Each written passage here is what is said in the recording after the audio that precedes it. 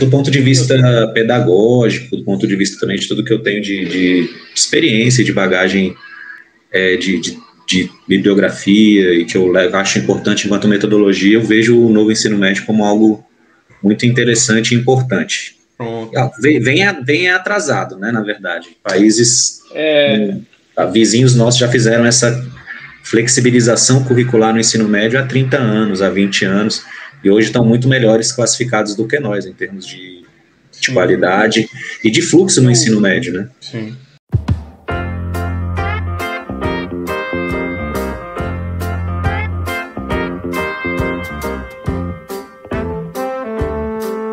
Olá, gente boa, se aproxime aí, vamos trocar ideia, vamos abrindo aqui o nosso terceiro Venha de Lá, com a ilustre presença do meu amigo Leonardo Carvalho. Leonardo já foi meu chefe, meu colega, e trouxemos ele aí. Por favor, Santiago, presente Leonardo aí. Vamos lá, Leonardo Carvalho, professor, licenciado em Geografia, pós-graduando em Novo Ensino Médio, itinerários formativos de Ciências Humanas, pela Universidade La Salle, Canoas, Rio Grande do Sul.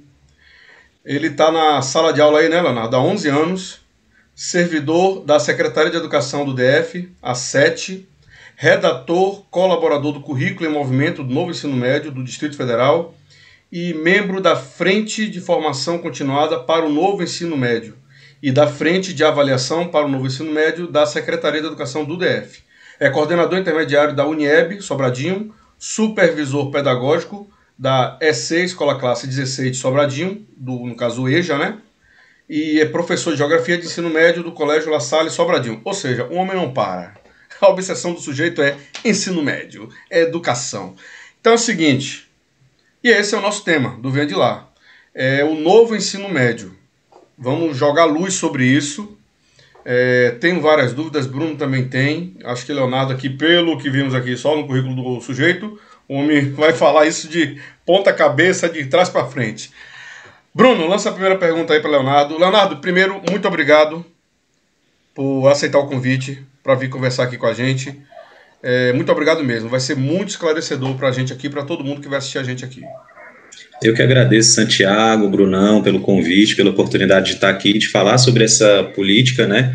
E tentar colaborar para que a gente compreenda melhor quais são as características centrais, estruturantes dessa nova arquitetura e também dessas novas características curriculares do ensino médio.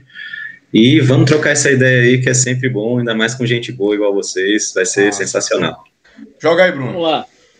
Já sabem, né? Se gostaram, mandem para os amigos. Se não gostarem, mandem para os inimigos. O importante é mandar para alguém, tá? Léo, primeira pergunta. O novo ensino médio foi aprovado em 2016, com previsão para começar a ser implementado em 2018 e com um aumento de 800 para 1.000 horas em 2022.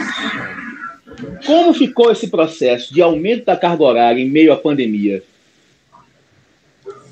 Então, a lei do novo ensino médio, Brunão, ela foi aprovada, na verdade, no ano de 2017, tá bom? Ela é uma lei de 17, e com relação a essa questão, o ensino médio aqui, por exemplo, no Distrito Federal, ele já tinha 3.000 horas, ele já tinha 1.000 horas anuais de carga horária. Então, aqui no DF, em termos de carga horária, a gente permanece com a mesma, porque já havíamos feito essa transição há algum tempo aqui no Distrito Federal. Mas outras unidades da federação realmente tinham ensinos médios com uma carga horária inferior a 3.000 horas no total, né, 2.800 horas, eu acho que tinha alguns com 2.600 horas, se não me engano.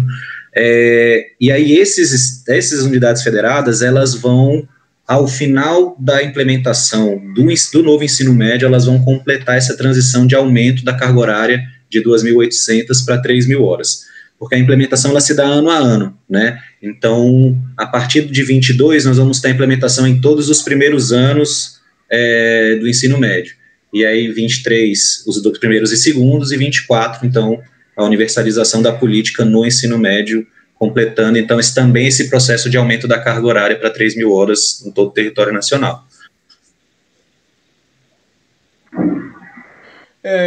Leonardo, é o seguinte, e com esse novo ensino médio, como é que ele vai se encaixar nesse formato de aula remota, preconizado pela pandemia? Porque a impressão que a gente tem, eu tenho conversado isso muito com o Bruno, é que preconizou porque eu acho que já seria alguma coisa que ia acontecer no futuro, né? Como é que a gente pode falar? Um aprimoramento da tecnologia à distância e que fosse chegar nas escolas de fato. A pandemia preconizou isso, adiantou o lado. Como é que se encaixa o novo ensino médio ou não tem nada a ver? Como é que vai ser isso?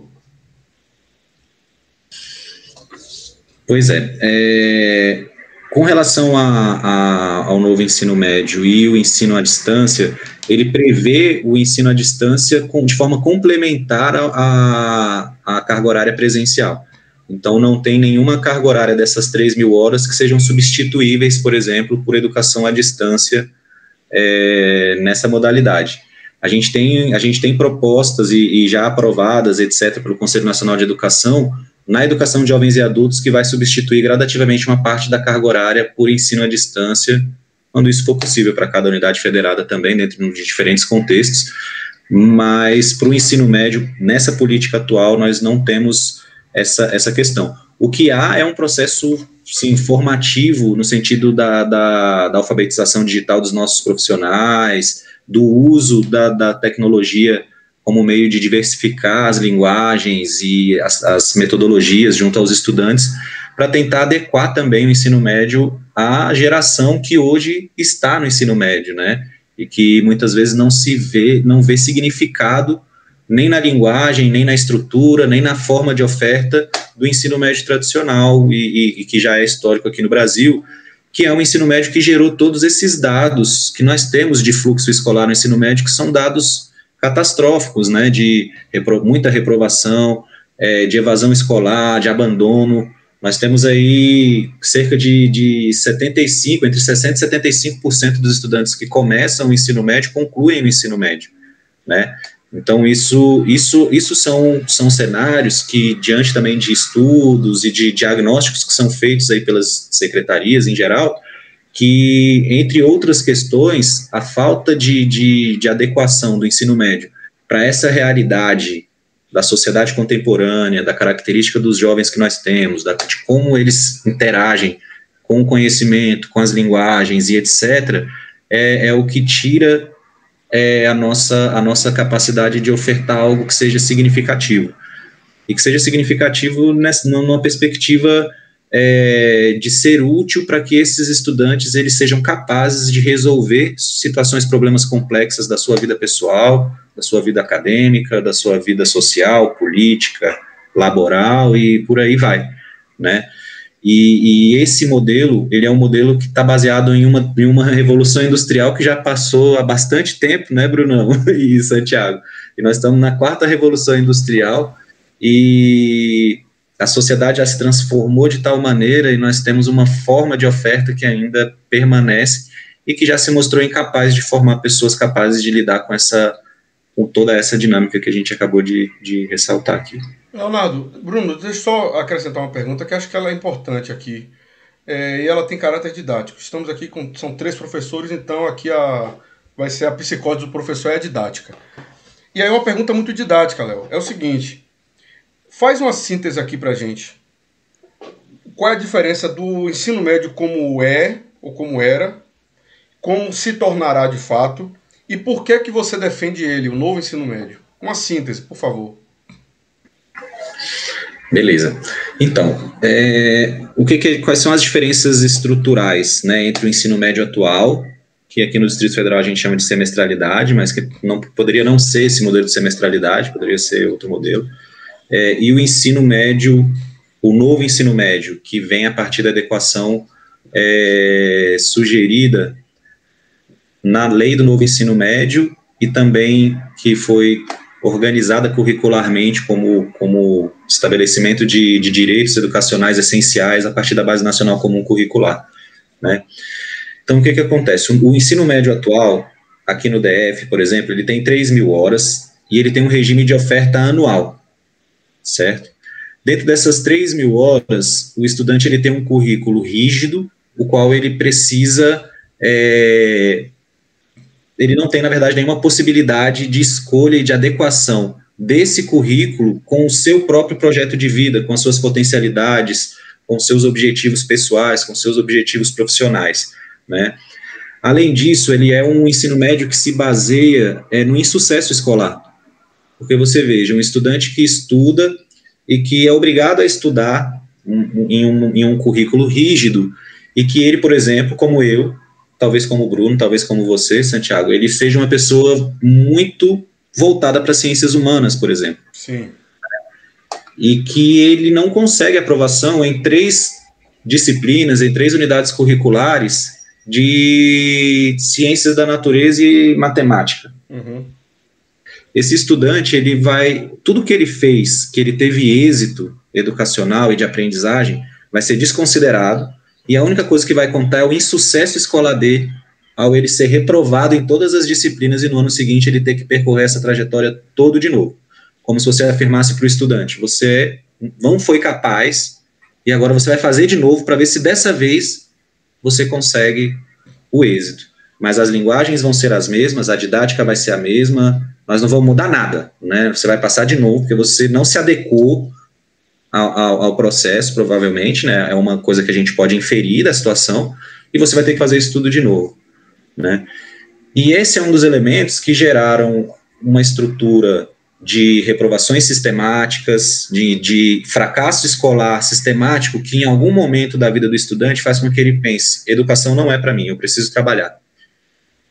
Exatamente. Certo? E quando a gente pensa num estudante de baixa renda, de periferia, de espaço rural, aí a gente tem ele muito mais pressionado pela condição socioeconômica que ele tem a isso, do que o estudante, por exemplo, urbano, de escolas mais de centro, mesmo que sejam escolas públicas, né? Porque a gente tem uma diversidade de público muito grande também dentro das secretarias de educação no Brasil como um todo, né? A gente não tem só aquela realidade desoladora do ponto de vista social, não. A gente tem escolas de classe média, a gente tem alunos que têm uma boa acessibilidade em algumas escolas, e nós temos algumas escolas que a situação socioeconômica realmente é complexa, e nós estamos lá para contribuir na transformação dessa realidade em várias medidas, né?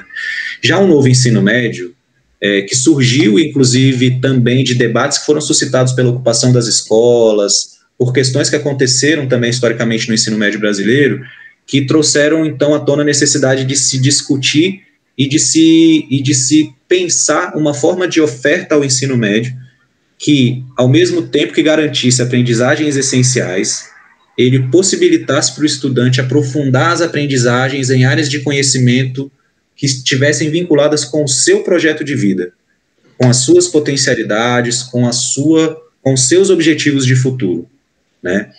E aí, pensando nisso,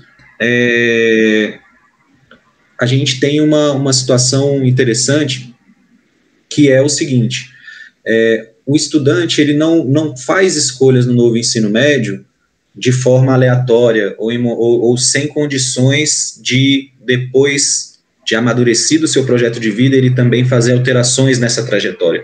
Ele foi pensado de uma forma que garanta que os estudantes eles possam fazer escolhas orientadas, e orientadas de forma intencional para uma unidade curricular que a gente chama de projeto de vida, que não é um projeto de vida coach, que contratou uma empresa para fazer isso, é um projeto de vida construído por nós, baseado no diagnóstico da realidade do público da Secretaria de Educação do Distrito Federal, e é baseado muito mais no autoconhecimento, no autocuidado, no desenvolvimento de competências socioemocionais, do que em simplesmente fazer disso um momento de orientação vocacional para que o estudante escolha uma profissão.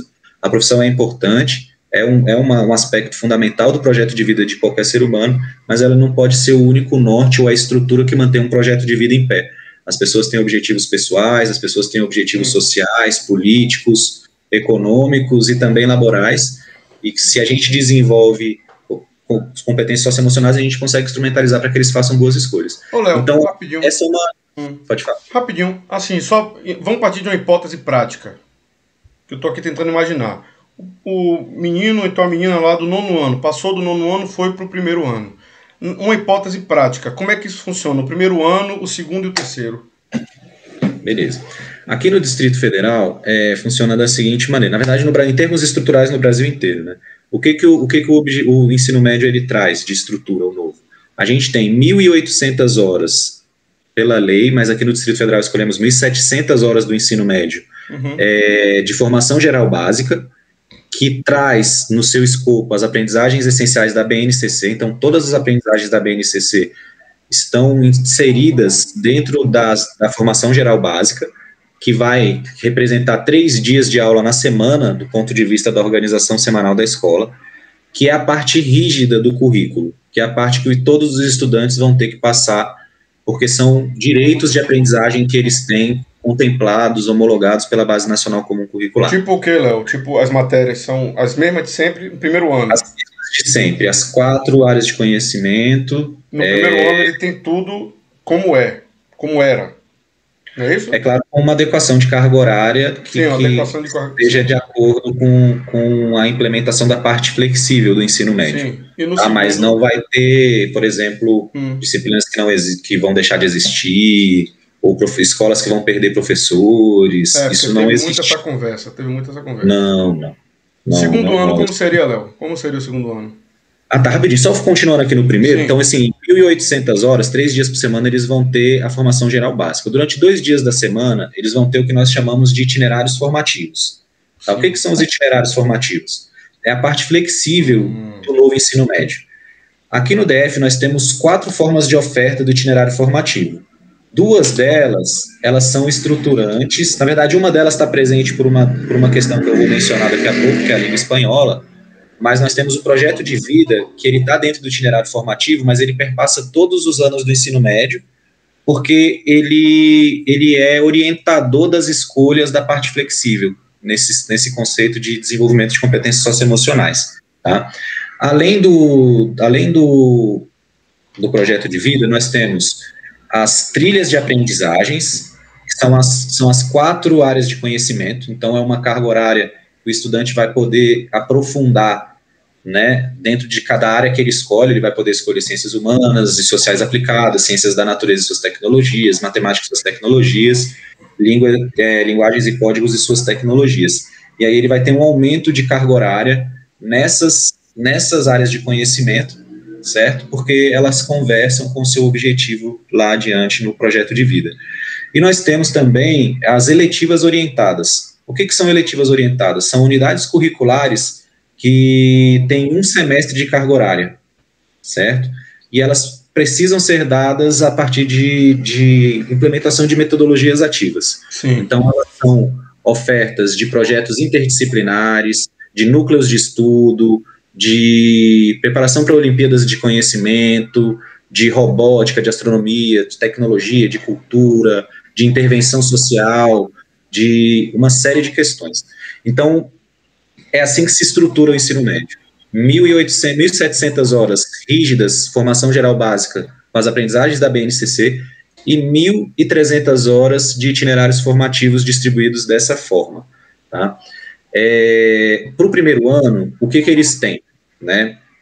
Uma mudança essencial aqui no DF é que o regime de oferta agora é semestral, com terminalidade em cada semestre, como na universidade.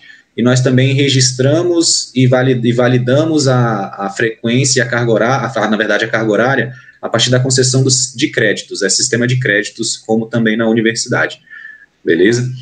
E aí o que acontece? No primeiro semestre e no segundo semestre, que corresponde ao primeiro ano do ensino médio, sim, o estudante não escolhe trilhas, ele não escolhe a área ao qual ele vai aprofundar as aprendizagens. Isso, ele vai ter, no primeiro ano do ensino médio, a formação geral básica, 3 dias da semana, e 2 dias da semana ele vai ter projeto de vida e vai ter eletivas orientadas, beleza? Que são projetos. Qual que é o objetivo disso? O objetivo é que o estudante, nos dois primeiros semestres, no primeiro ano do ensino médio, ele possa experimentar as áreas de conhecimento de uma forma mais prática, através de uma carga horária maior de projetos, de eletivas orientadas, que eles vão escolher os quais eles vão participar, projetos que envolvem sustentabilidade, que envolvem questões sociais, que envolvem aprofundamento e uma percepção mais prática das áreas de conhecimento, e ele vai ter o projeto de vida que vai auxiliar ele a orientar as escolhas que ele vai passar a fazer a partir do segundo ano do ensino médio.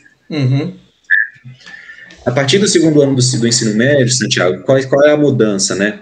Continua os 3 dias da formação geral básica, né, na organização semanal da escola, e nesses 2 dias, que é a parte flexível, o estudante ele tem uma redução da carga horária de eletivas orientadas, e ele vai encaixar ali 4 horas, 4 créditos, ou seja, 4 horas por semana, da área de conhecimento que ele quer aprofundar. Então, ele vai aumentar sua carga horária em ciências humanas, ele vai aumentar sua carga horária em ciências da natureza, em matemática. Tudo isso de acordo com o que ele vai amadurecendo no seu projeto de vida, Sim. avançando na percepção daquilo que ele quer para si, né, de uma forma, né, muito multidimensional, né, não só do ponto de vista laboral, como eu falei. Beleza? Então, nós temos esse escopo e tem esse objetivo, né, de garantir que os estudantes façam escolhas. A gente também trabalha na parte flexível com 4 eixos estruturantes, né, que é a investigação científica, intervenção social, empreendedorismo e tem uma outra dimensão, um outro eixo estruturante que acaba de me fugir, mas que está dentro desse escopo. Nós temos 4 eixos estruturantes. Qual é a função desses eixos estruturantes? A função deles é que a gente garanta que o estudante ele possa alterar a sua trajetória uma vez que ele identifique que a escolha que ele fez anteriormente não contempla mais o seu projeto de vida, beleza? Porque, por exemplo, nós vamos ter as 4 áreas de conhecimento e elas vão seguir a lógica desses eixos estruturantes. Então, eles começam com a investigação científica, passam para inovação e criatividade, se não me engano, passa para intervenção social e depois para empreendedorismo, certo? Então, se ele termina o segundo ano e ele entende, ou termina o primeiro semestre do segundo ano, ele entende que as ciências humanas não é para ele pode alterar para ciências da natureza, ele pode mudar a sua matrícula. Agora, isso, Léo, ele vai falar de investigação científica, ele só vai mudar a ótica. Ele falava de investigação científica sobre o ponto de vista das ciências humanas, Sim. Agora ele vai falar de investigação científica sobre a perspectiva das ciências da natureza. Então, garante uma fluidez, um processo de transição ali entre uma coisa e outra. Eu acho que agora está no momento que cabe bem a pergunta que eu vou fazer. Exatamente. Vamos lá. O novo ensino médio traz diversas mudanças, dentre elas os itinerários formativos, já mencionados por você. A falta de obrigatoriedade de um número mínimo em cada escola de itinerários formativos pode aprofundar o apartheid educacional nas escolas de elites, artes e humanidades e cursos profissionalizantes nas escolas de baixa renda? Então, Brunão, eu acredito que não, né? Na hora, pelo menos aqui no Distrito Federal, quando eu olho para os meus colegas e para a autonomia, que é onde é que é a gestão democrática, pois não.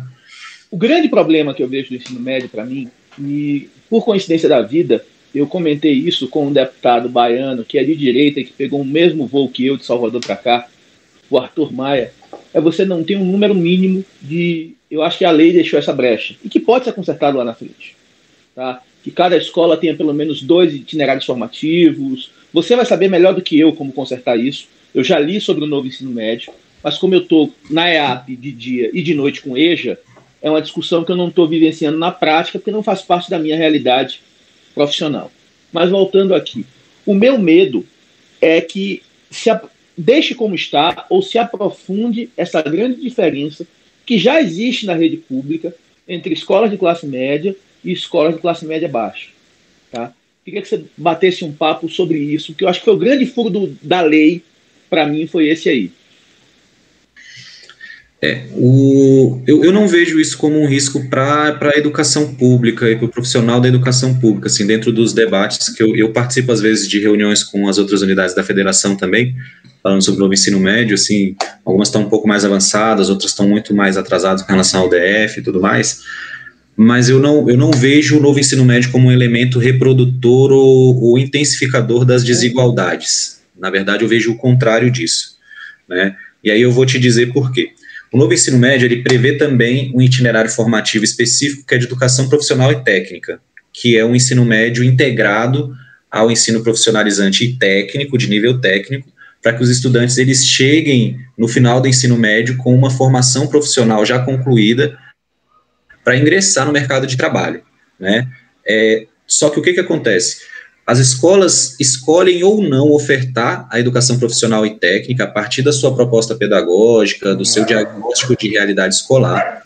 E o estudante sair da escola de ensino médio, da educação básica, com um curso técnico, não exclui dele a possibilidade de fazer um nível superior. E aí eu vou te dar um exemplo prático acompanhando a implementação de uma escola piloto aqui de Sobradinho, uma escola que você já trabalhou, Brunão, e que você conhece muito bem a equipe gestora e a equipe pedagógica da escola, que é o Centro de Ensino Médio 4 de Sobradinho, que é o antigo SED 4, que agora é o Centro de Ensino Médio 4 de Sobradinho. Eles são uma escola que escolheram ser pilotos do novo ensino médio e também do ensino médio em tempo integral ao mesmo tempo. Então eles foram ousados, né, e se colocaram à disposição para pilotar essa proposta toda. E eles escolheram ofertar também o itinerário formativo de educação profissional e técnica, tá? Então vejam vocês, dentro do escopo das eletivas orientadas, que são os projetos que eles podem desenvolver, interdisciplinares, eles desenvolveram um conjunto de projetos que chama-se PIPAs. PIPAs 1, PIPAs 2 e PIPAs 3, né? O que é esse PIPAs? É uma unidade curricular de preparação intencional e sistemática do estudante para o ingresso na Universidade de Brasília via PAS. O PAS é o nosso programa de avaliação seriada da UNB, que o estudante, ao final de cada ano do ensino médio, ele faz uma prova que o ajuda ao final do ensino médio. Analisando essas 3 avaliações, ele adquire uma certa pontuação que possibilita que ele entre na UNB, né? E é o caminho mais curto e mais interessante que nós temos para o ingresso na Universidade de Brasília. E aí, como é que é a organização desse projeto? Ele é um projeto todo orientado na matriz de obras que o CESP-Sebrasp divulga, que são obras audiovisuais, obras literárias, obras de artes visuais, de musicais, né? Para vocês terem ideia, tem Djamila Ribeiro, tem Milton Santos, tem Racionais MCs, tem uma série de obras no contexto que são utilizadas para a elaboração da avaliação, e os professores usam essas obras para desdobrar os assuntos que eles precisam, né, desenvolver de forma contextualizada para maximizar a chance desse estudante entrar no nível superior. Mas, ao mesmo tempo, a comunidade lá do 104 de Sobradinho é uma comunidade carente, uma comunidade que vive na periferia da periferia, porque nós vivemos aqui em Sobradinho, na periferia de Brasília, e o 74 de Sobradinho está na periferia de Sobradinho, então é a periferia da periferia, né? Então, veja, o contexto lá é de uma comunidade de baixo poder aquisitivo, de uma situação social, socioeconômica vulnerável. E foi feita uma pesquisa com as famílias, e as famílias escolheram que a escola ofertasse também o ensino técnico. E aí, conversando durante o processo de implementação com as famílias, porque lá no 104 eles começaram num período que ainda não estava em pandemia, e durante o processo a pandemia veio à tona e todas as questões relacionadas a ela, a fala das famílias era muito eloquente no sentido de apontar para o seguinte: sair com uma profissão é a garantia, muitas vezes, para que o meu filho ele consiga, por meios próprios, inclusive, se ele não conseguir o ingresso na Universidade de Brasília por meio dos vestibulares, que ele próprio possa financiar o seu ensino superior, subsidiar isso, que ele próprio possa dar conta de um FIES, de algum tipo de fundo aí que ajude ele a conquistar o seu nível superior, entende? E digo mais, eu acredito que o formato que nós temos a partir do novo ensino médio, a longo prazo, qual é a grande questão, né? E esses debates acontecem, é um sonho de todo mundo que está envolvido, de certa forma, com a implementação da política pública, é de que no futuro nós não tenhamos vestibulares, entende? Que no futuro nós tenhamos uma análise curricular do ensino médio como elemento que pudesse promover a transição para o nível superior dentro do projeto de vida do estudante, entende? Porque isso valorizaria o ensino médio de muitas formas. Sim. Entende? Sim. E isso geraria um gargalo, que é o gargalo que realmente é gerador desse contexto que o Bruno trouxe para nós. Porque qual é o contexto? O contexto é da universidade pública repleta de estudantes de escolas privadas, principalmente em seus cursos mais valorizados, e os estudantes de escola pública endividados num FIES, num tipo aí de financiamento educantil que vai deixar ele endividado pelos próximos 5 anos depois que ele se formar lá na universidade, tendo ele conseguido ingressar ou não no mercado de trabalho depois de concluir a universidade, né? Então, esse gargalo, quem cria é o vestibular, que transforma o ensino médio das escolas privadas num sistemático processo de treinamento e preparação para fazer uma prova, mas que muitas medidas em muitas escolas que carecem de identidade, não é uma educação transformadora, não é uma educação humana, não é uma educação libertadora, é uma educação que adoece o estudante, que coloca ele numa situação de competitividade, em algumas situações que não deveriam ser, né, centrais na vida de um estudante do ensino médio, que na verdade prepara ele para ficar exposto a uma situação desconfortável por 5 horas, que é o vestibular, e que ele lide melhor com os elementos que interferem no resultado dele, por ser exposto sistematicamente a isso em simulados, do que o estudante de escola pública. Porque o estudante de escola pública, eu vejo uma educação pública muito mais interessante no sentido de preparar para a vida, de desenvolver um ser humano crítico, que saiba o seu lugar no mundo, que consiga entender que a educação não é um treinamento para uma competição. A gente não quer uma sociedade competitiva. A gente quer... É apenas isso. Exato, a gente quer um estudante que consiga compartilhar, colaborar, e que consiga também, com autonomia e com sucesso, construir sua trajetória de vida também para o nível superior, também para a vida laboral e etc. Agora, Leonardo, você acabou, em certa medida, né, Bruno? Ele acabou respondendo a outra pergunta, né? Não precisa. A questão do Enem, porque eu já imaginava que era para... A pergunta tinha a ver com o Enem, como é que isso vai alterar, mas você respondeu claramente aí que a tendência e a intenção é que a longo prazo se extingua essa ideia e que parta já de lá direto para dentro da universidade. Perfeito. Exato. Agora... Mas tem uma questão importante aí, porque existe uma transição nesse meio de caminho, né, Santiago? E é muito importante. Esse realmente é um objetivo a longo prazo, que demanda também investimento nas universidades, nos institutos. Pois não, Bruno? Eu vou fazer a pergunta, só para a gente formalizar, pronto, porque aí você vê o que já foi contemplado e o que não foi. Isso. Tá? Esse novo formato de ensino médio pode, em alguma medida, alterar o formato de inclusão de estudantes na universidade? Como fica o Enem nessa mudança? Você respondeu quase tudo, mas aí a gente formaliza a pergunta, porque você vê que se quer acrescentar alguma coisa ao que você falou. Sim. Além do que eu disse, né, das possibilidades das escolas organizarem essa preparação de entrada no nível superior também, vinculada com a possibilidade do estudante fazer o nível técnico também sem nenhum problema, eu acredito que essa transição que vai haver entre não haver vestibular e haver uma análise curricular ao invés de um vestibular, né, e tiver esse ingresso mais fluido dentro da universidade, a gente vai ter estudantes se formando no ensino médio antes dessa realidade se tornar possível.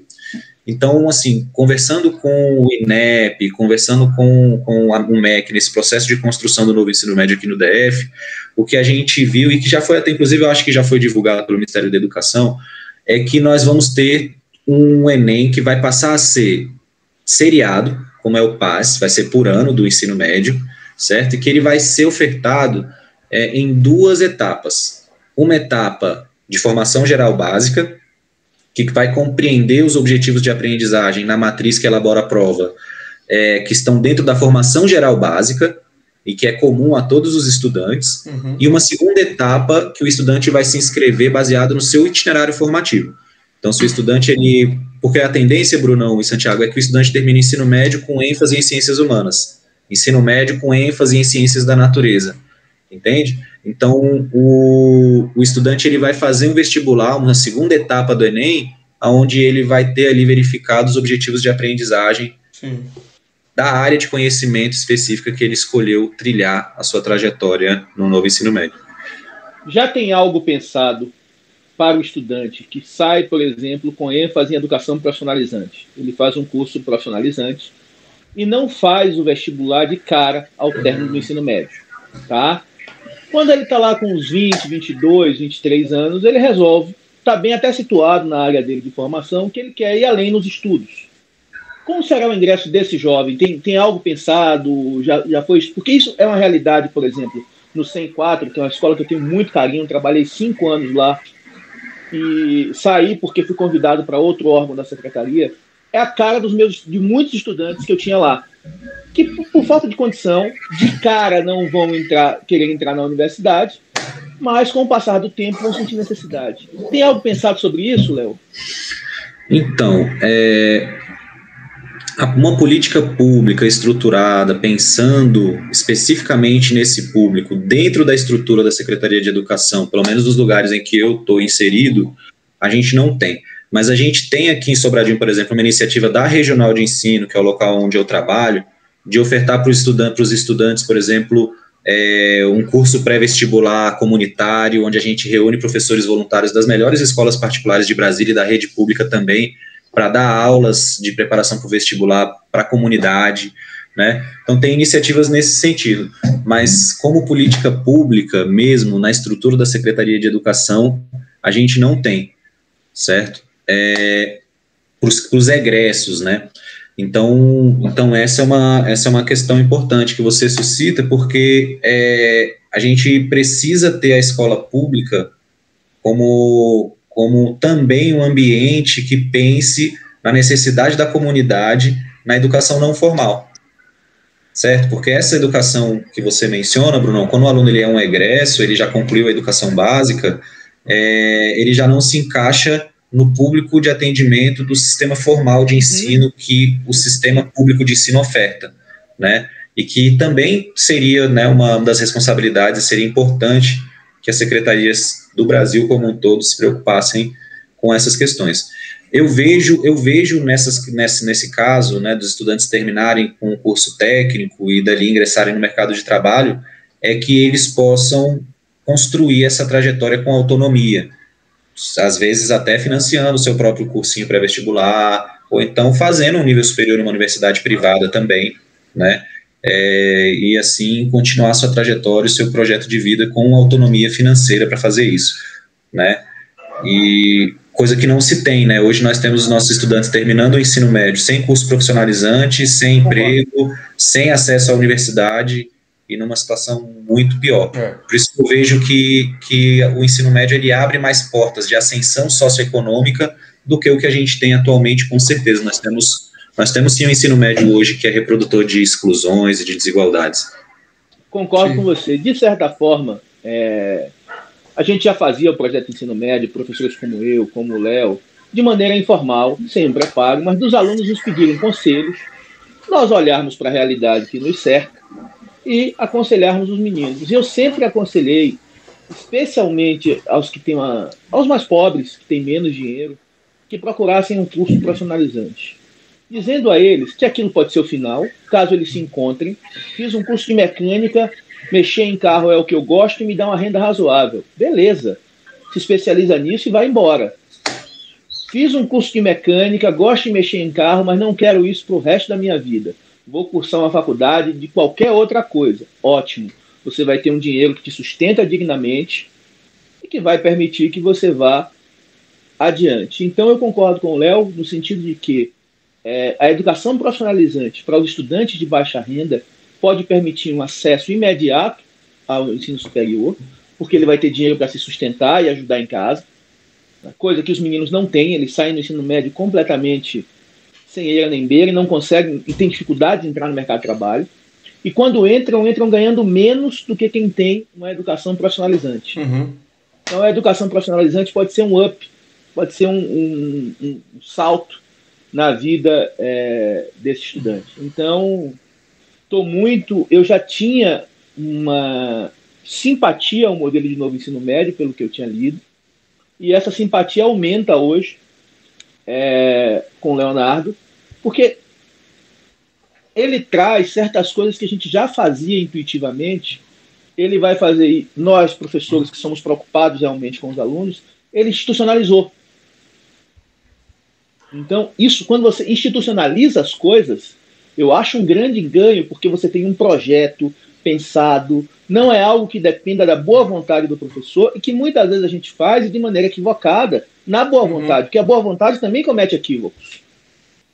Agora, Bruno, tem uma questão aí, que você tocou num ponto que vai puxar para essa pergunta que eu quero fazer, que tem muita pergunta aqui na minha cabeça, eu fico aqui azoado, mas para não tomar muito seu tempo, Léo. Mas olha só, houve uma grande resistência por parte da militância, que historicamente sempre esteve envolvida, né, a militância de esquerda envolvida com a questão da educação, através de sindicatos, né, de instituições. Houve uma resistência gigantesca em relação ao novo ensino médio. Eu lembro que aqui na bolha... Eu vou só fazer um parêntese. Talvez me crucifiquem com o que eu vou dizer, mas teve envolvido da boca para fora. Porque quando se fala de sentar para estudar educação de fato, essa turma faz pouco. Não, mas eu estou dizendo porque eles fazem barulho, porque eles fazem agonia, né? Qualquer coisa que não seja o que é da nossa turma, não presta, é ruim. E aí eu lembro que o que reverberou, né? E a gente tem que entender também que às vezes o que vale, não é o que vale, a gente tem que ficar atento ao que reverbera, né? O que vale é o que Léo faz, está lá sentado, participando ativamente, propondo, pensando, colocando para funcionar. Mas o que reverbera influencia alguma porra, é complicadíssimo. Então o que reverberou naquela época, porque foi no governo de Temer, né, o golpista, quando veio com o governo de Temer, e aí eu lembro que várias pessoas da minha bolha aqui, progressista, sentaram o cacete. Eu fui ler, Léo, rapidamente, na época, e eu falei, pô, isso aqui é bom, mas não vou mentir a você, ainda tava com sangue no olho, né, o ódio por causa do golpe, da sacanagem que os caras estavam fazendo, mas fiquei com certo pudor até de conversar com alguém, dizendo, não, rapaz, isso aqui tem coisa boa aqui, não é ruim não. Porque, como no presidencialismo acontece, Léo, cai na mão de quem está lá na frente, quem está lá sentado na principal cadeira, né? Então, caiu no colo dele, é como se fosse, pronto, isso aqui é um projeto de Temer.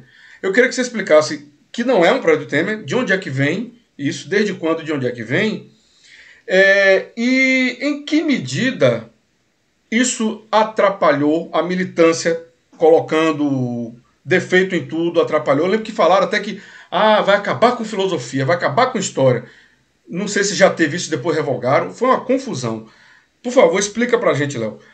De onde vem o projeto, desde quando, de onde, que não é de Temer, a gente já entendi agora, e em que medida a militância atrapalhou isso, ou não atrapalhou. Por favor, Léo. Essa resistência ela vem muito nesse contexto, nessa conjuntura daquele momento de polarização. Ali foi aquela ruptura, né, da polarização e tal, onde muito daquilo que passa dentro do governo fica como você mesmo disse, como algo que nasceu ali, que é daquele governo, mas as pessoas elas ignoram de como acontece o processo de construção de uma lei e também de uma política pública educacional que mexe na arquitetura de uma das modalidades da educação básica, que é regida por uma série de outras leis, né, que é a LDB, a Lei de Diretrizes e Bases da Educação, né. Como é que acontece isso? Esse processo do novo ensino médio, ele começou no governo Dilma, tá? Para vocês terem ideia, o ministro da Educação à época era o Mercadante, que foi um excepcional ministro da Educação, foi um muito bom ministro da Educação, e ele não foi construído pelo ministro. Isso é o mais importante da gente colocar, né? Porque as pessoas elas têm uma ideia de que o ministro ele fica ali, né, elaborando política pública, e na verdade não. A gente tem um corpo técnico dentro do Ministério da Educação, né, que ajuda na construção técnica, trazendo à tona os marcos regulatórios, trazendo à tona as questões teórico-metodológicas, trazendo à tona uma série de questões. Então, o novo ensino médio ele foi construído a muitas mãos por técnicos do Ministério da Educação, mas também não sozinhos, com o auxílio da UDIME, e do CONSED, que são os conselhos de secretarias de educação dos estados e dos municípios, né? Os municípios de forma mais a colaborar com seus corpos técnicos em termos de pedagogia, de aprendizagem, tendo em vista que os municípios eles não ofertam o ensino médio, né? Quem ofertam são os estados. Mas para dizer que é uma política construída a muitas mãos, né? E aí houve a questão do golpe com relação ao governo da presidente Dilma Rousseff, né? E aí entrou Mendonça Filho, se não me engano, como ministro da Educação. Temer, foi, exatamente. E aí, posse de todo esse material, de todo esse trabalho que já vinha sendo construído pelos técnicos, que tem esse papel exatamente os técnicos eles têm esse papel, o servidor do Estado ele tem exatamente a função de garantir que essas transições elas impactem minimamente as políticas públicas, né? E aí o Temer ficou aquele período curto, né? E aí quis emplacar uma reforma e colocar debaixo da asa dele algo, né? E fez isso por meio de medida provisória, o que deixou a militância ainda mais acesa contra o novo ensino médio e contribuiu para que se construísse uma ideia que é baseada no desconhecimento da própria política, da forma como se elabora a política pública em educação no Brasil, de como essa política pública ela nasce como uma lei, mas ela passa por conselhos de educação, por secretarias, por processos de elaboração, que são repletos de servidores públicos estáveis e que não têm compromisso com nenhum desses governos aí e que estão ali para fazer o trabalho deles de forma técnica, né? E aí atrapalhou porque gerou uma resistência que é natural dentro da estrutura docente das secretarias, porque a gente sabe que há uma quantidade significativa de colegas que são progressistas, que estão no campo da esquerda e que acabaram sendo influenciados por uma narrativa que, de certa forma, naquele contexto polarizado, talvez tenha feito sentido, mas que se você for analisar de forma técnica, pensar nos impactos nas aprendizagens, nas possibilidades de avanço da qualidade e de melhorar esse fluxo terrível que nós temos, talvez muitos revissem, né, essa resistência.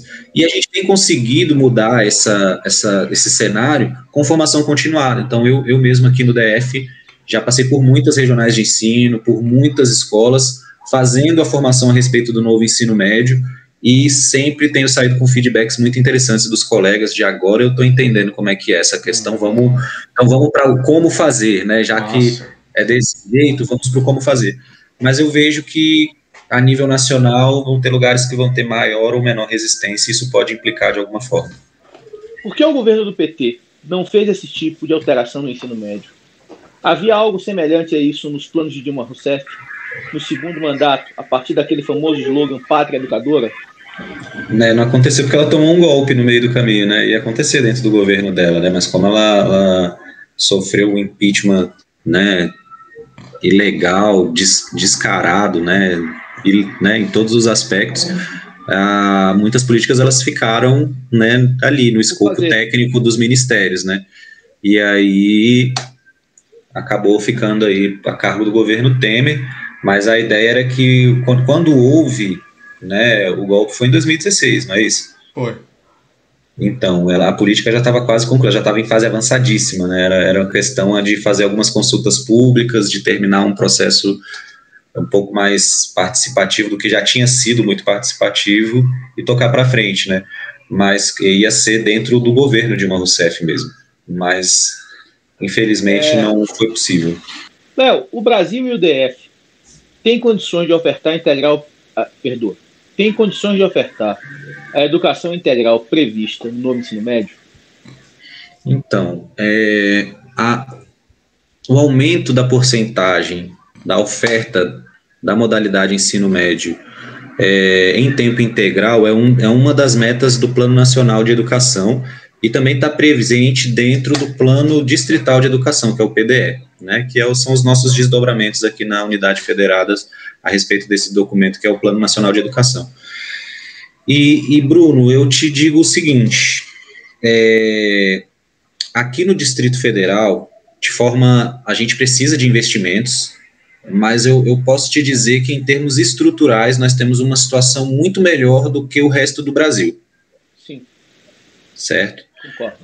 O novo ensino médio, ele não prevê a integralidade nesse momento para todos os estudantes, ele pretende que isso seja gradual, exatamente para que cada unidade federada, dentro da sua responsabilidade, dentro desse sistema tripartite que é o nosso, faça os investimentos adequados, estruturais, para que isso seja possível. Então, o dever que nós temos é com os gestores públicos no sentido de direcionar verba e esforço político para que isso aconteça. Nós, da Secretaria de Educação, o que vamos fazer é instrumentalizar nossos profissionais, também pressionar essas esferas a partir dos nossos movimentos de classe, entende? Para que essas questões aconteçam. né? Mas isso é uma construção coletiva, isso é uma construção social. O Distrito Federal ele tem condições de avançar, nós temos uma estrutura boa, mas eu tenho total ciência e percepção de que num país do nosso tamanho nós temos estados que vão enfrentar dificuldades, né? E que vão precisar que o Ministério da Educação de fato exerça o seu papel de articulador, de viabilizador, certo? De realmente estar presente e construir junto com as unidades federadas um trabalho que viabilize isso. Também através das emendas parlamentares, também através de outras formas de acesso a recursos que viabilizem o aumento também da capacidade estrutural das escolas de ofertarem a educação em tempo integral, beleza? Mas esse é um desafio grande que nós temos enquanto Brasil, mas é fundamental que a gente siga nesse sentido, porque experiências de países que passaram por um processo de formação enquanto Estado-nação como o nosso, que fizeram esse processo, como o Chile, por exemplo, onde toda a educação é em tempo integral, eles não à toa são a melhor educação que tem dentro da América Latina e conseguiram realmente avançar muito nesse aspecto, né? Mas essa construção e essa reforma, como a reforma chilena, ela demanda tempo e demanda uma agenda de Estado para a educação que se faça cumprir, né? E o que nós temos no momento, na verdade, no Brasil é uma desarticulação, é o Ministério da Educação como um desarticulador, na verdade, de muitas políticas e mecanismos. E, assim, a gente tem perspectivas de mudanças aí para frente, né? Então, se essas mudanças vierem, eu fico mais otimista com esse avançar, né? Mas se a gente tiver um Ministério da Educação que se comporta da forma como tem se comportado até esse momento aqui, eu vejo mais dificuldades nessa trajetória. Até porque o MEC, você sabe melhor do que eu, além de assessor técnico, ele também é financiador das unidades da federação que não tem como ofertar. Eu acho que a função supletiva, corrija se eu estiver enganado. Suplementar, né?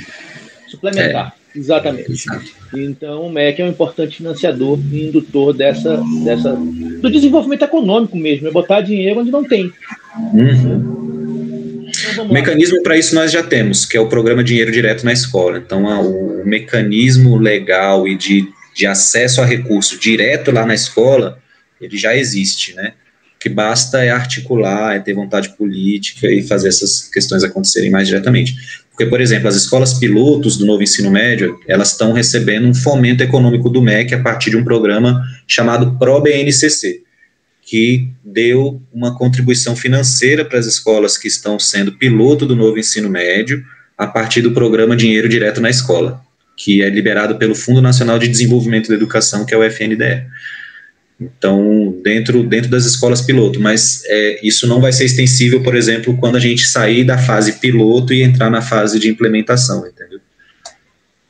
Que deveria acontecer. Sim. Aí você citou o Chile, tem a ver mais ou menos com isso.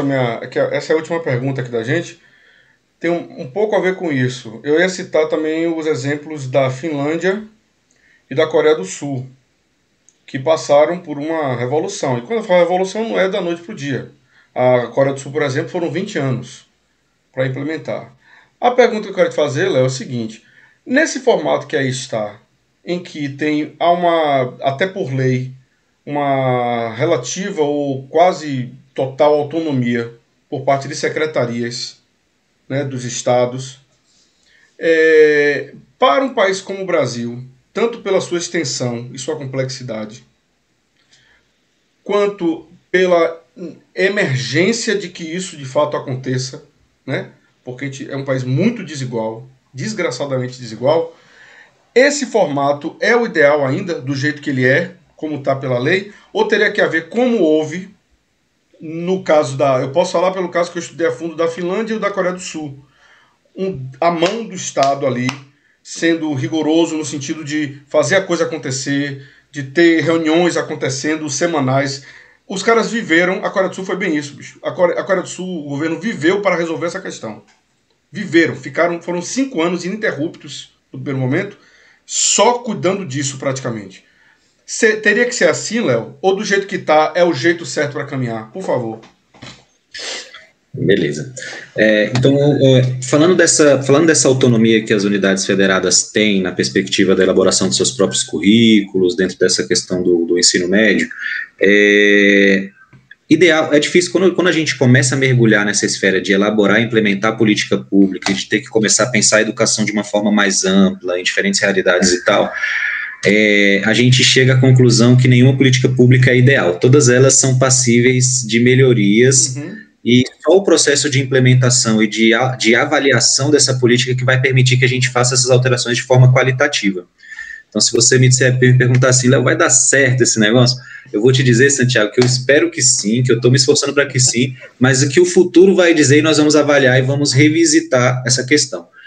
De onde surge essa ideia de autonomia? Exatamente do seguinte, da Base Nacional Comum Curricular, né? O que é a base? É importante a gente esclarecer isso. A Base Nacional Comum Curricular ela não é currículo. Ela é um documento normativo que estabelece os direitos de aprendizagem de todos os estudantes da educação básica no Brasil, da educação privada e pública, de todo o sistema educacional brasileiro, que acopla o ensino público e o privado, que é uma concessão pública, né? Então, isso é a Base Nacional Comum Curricular. Ela não é currículo. Os estados, eles precisam desenvolver os seus próprios currículos, garantindo as aprendizagens essenciais. O que tem na BNCC são aprendizagens essenciais. É necessário que os estudantes tenham muito mais do que as aprendizagens essenciais. Só que eles precisam ter esse muito mais adequado à sua realidade, à sua região, à sua cultura, ao seu contexto socioeconômico, ao seu diagnóstico da comunidade escolar.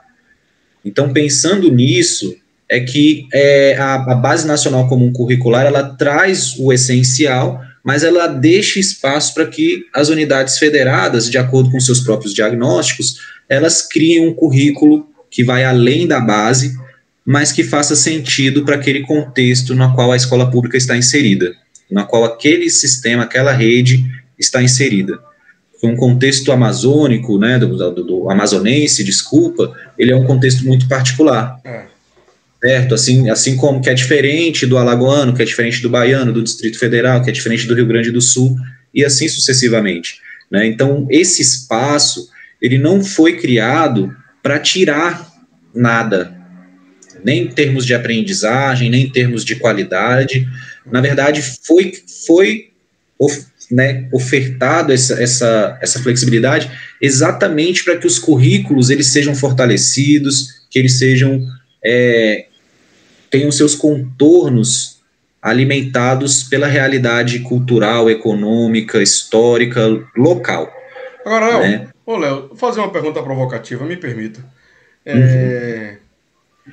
Aí a gente também não fica muito à mercê da gestão estadual, a depender de quem esteja no governo federal. Vamos pensar uma realidade muito melhor do que essa, ou qualquer uma que não seja essa, que já é melhor. Eu digo qualquer uma decente, já é melhor do que essa que está aí. Qualquer gestão que seja decente em termos federais. A gente não fica à mercê. Você conhece, se você tiver conhecimento, você compartilha com a gente, haveria mecanismos por parte do Ministério da Educação para ele ter ações mais efetivas para que as gestões estaduais coloquem em prática isso? Porque a impressão que eu tenho é um pouco essa, entendeu? De haver uma certa lentidão para as coisas acontecerem, que elas têm um tempo muito próprio, é evidente que tem um tempo próprio, mas me dá essa impressão às vezes, por favor. Sim. Isso tem a ver com uma coisa que eu fiz, que é justamente o seguinte: quem mais grita contra o ensino médio é quem menos estuda. Tá? O grito, o Léo pode me corrigir se eu estiver enganado, eu não quis dizer que as pessoas de esquerda não estudam, não, quem estuda educação no Brasil, na maioria das vezes, a gente de esquerda. Mas o grito veio de quem não estuda. Que não tem a mínima ideia, muitas vezes, até de como funciona uma sala de aula hoje em dia. Mas tem uma questão que é importante, que eu quero falar, que é o seguinte. Chile, Finlândia, Suécia... Chile, Finlândia e Coreia do Sul são países pequenos. Sim, mas Então, a dimensão regional... Se é em função do Brasil ser extenso, que precisa ser assim. É exatamente isso, que eu só vou acrescentar isso. A dimensão regional desses países é muito mais fácil de resolver, não é que ela não exista. O Chile, de uma ponta a outra, tem 150 quilômetros naquela parte fininha. Isso Mas tem 4 mil de norte. Tudo bem. Mas assim, é muito mais fácil fazer uma reforma educacional no Chile que fazer uma reforma educacional no Brasil. Em termos absolutos, Mas o que acontece aí? Respondendo primeiro a sua pergunta, Santiago. Esses mecanismos, eles já existem, né? Então, por exemplo, o ensino médio, ele tem uma data, ele tem força de lei federal. Sim. Né?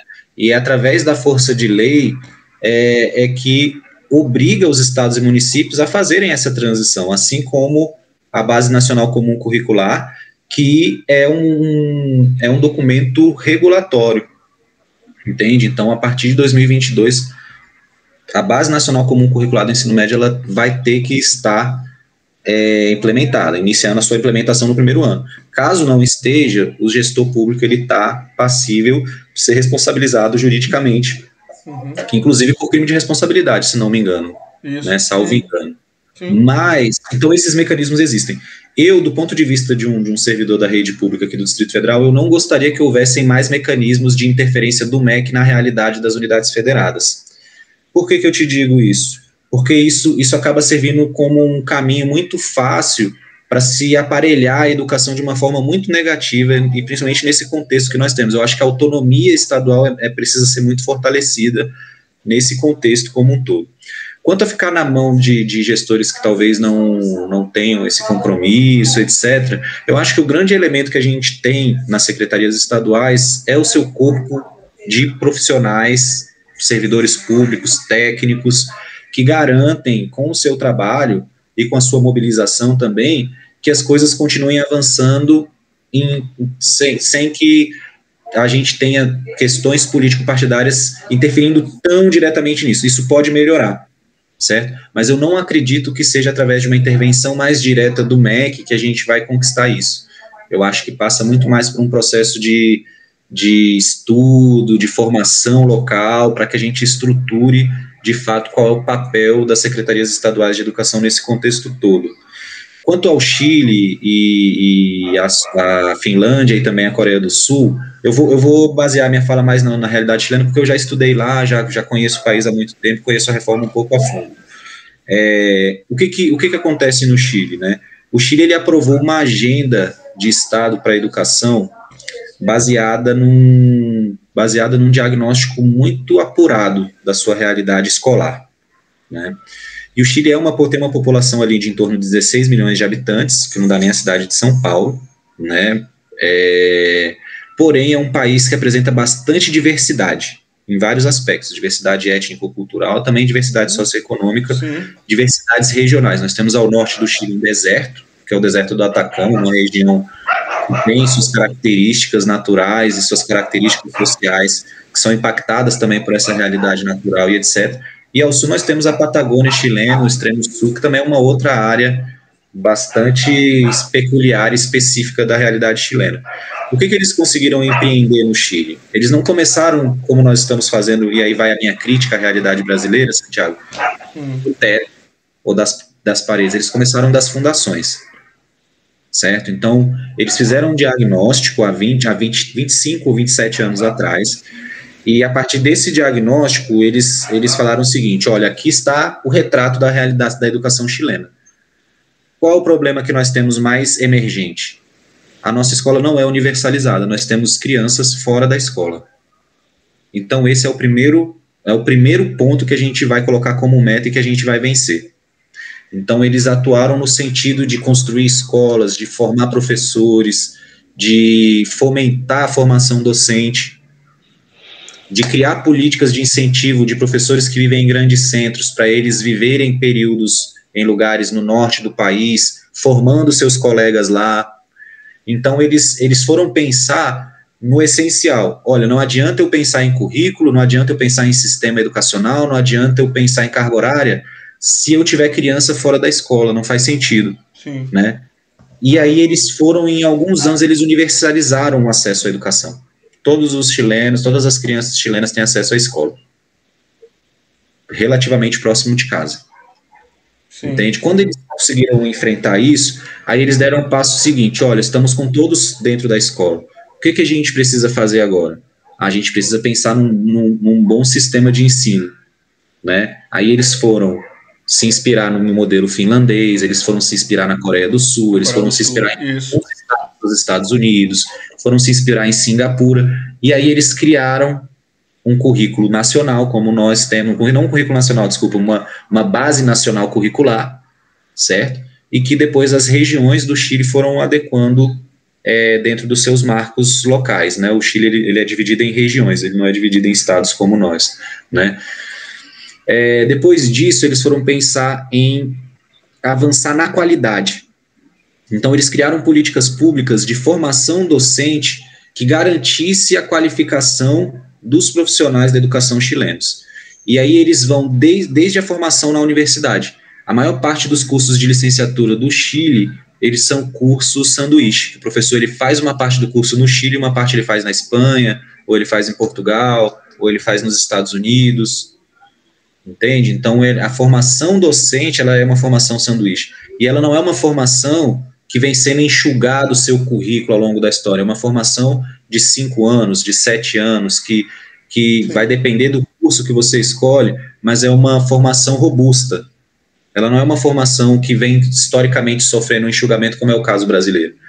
Então, assim, eles conseguiram avançar na qualidade dos seus profissionais e também no reconhecimento social quanto ao papel da educação e dos professores. Mas o primeiro passo que o Chile deu não foi parecido com o primeiro passo que o Fernando Henrique deu aqui? Tirando o sucateamento das universidades. Eu estou falando dessa universalização. Sim, foi bem parecido. O problema é que nós não direcionamos verbas e esforço político necessário para que essas coisas realmente acontecessem. Verdade. Porque, por exemplo, se a gente for pensar em agenda de Estado para a educação, esse é o papel do Plano Nacional de Educação. Mas nós não temos o Congresso Nacional, nós não temos as assembleias legislativas estaduais, as câmaras legislativas estaduais, nós não temos as secretarias de educação muito, às vezes, preocupadas com isso. Então existem algumas questões que pegam, mas eu acho que o modelo chileno ele nos ensina nesse sentido, de que a gente deve atacar primeiro as questões estruturais, para depois pensarmos em evoluirmos alguns outros aspectos, porque se a gente quer fazer isso de uma forma holística, acaba que a gente não acaba fazendo nada, a gente cai na subjetividade e sem a intencionalidade e o ponto específico onde atacar, a gente acaba desperdiçando dinheiro público. E é isso que o Brasil faz com bastante êxito, a gente desperdiça dinheiro público aqui. Exatamente. Uma questão que vem me incomodando e que ressurgiu agora é em relação à formação de professores. Por exemplo, das 4 disciplinas de humanas, História, Geografia, Filosofia, Sociologia. Nós vamos caminhar para termos um professor de ciências humanas no futuro, que, por exemplo, eu me especializo nas outras. Como é que está sendo visto isso? Porque as disciplinas, elas foram... Não seria melhor integrar essas 4 áreas e ver o que de essencial de cada uma das áreas? Como é que a formação de professores está sendo pensada? Porque eu acho que a formação atual ela não condiz com o novo modelo de ensino médio. Porque a formação atual ela é compartimentada. A formação atual... médio, ela é integrada. A formação atual ela não conversa nem com o modelo atual, né? A gente se forma, mas a gente não se forma professor, a gente se forma outra coisa, a gente aprende a ser professor sendo professor. É isso mesmo. Então, assim, Brunão, o que acontece? Eu não vejo a possibilidade de acabar com as disciplinas, não com as disciplinas, com as áreas específicas, digamos assim.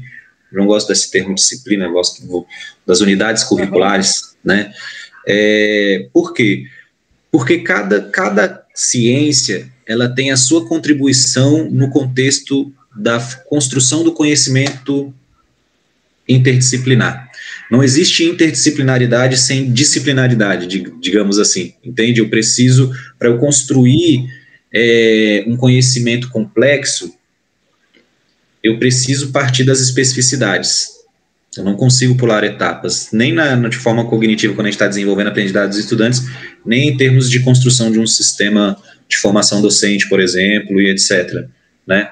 Então eu acredito que a gente continua, sim, com essa formação em geografia, em história, em filosofia, em sociologia, mas que dentro do escopo dessa formação docente, a gente tenha a capacidade de se instrumentalizar para perceber as interconexões que existem entre as várias ciências e como elas precisam conversar para dar para o estudante uma visão mais ampla de universo, uma visão mais complexa de mundo, né? E promover, de fato, essa religação do conhecimento depois dessa fragmentação histórica, que inclusive é apoiada por Edgar Morin, que é um filósofo que eu gosto muito, que a gente precisa, de fato, né, desfragmentar o conhecimento, né, tornar ele mais amplo novamente.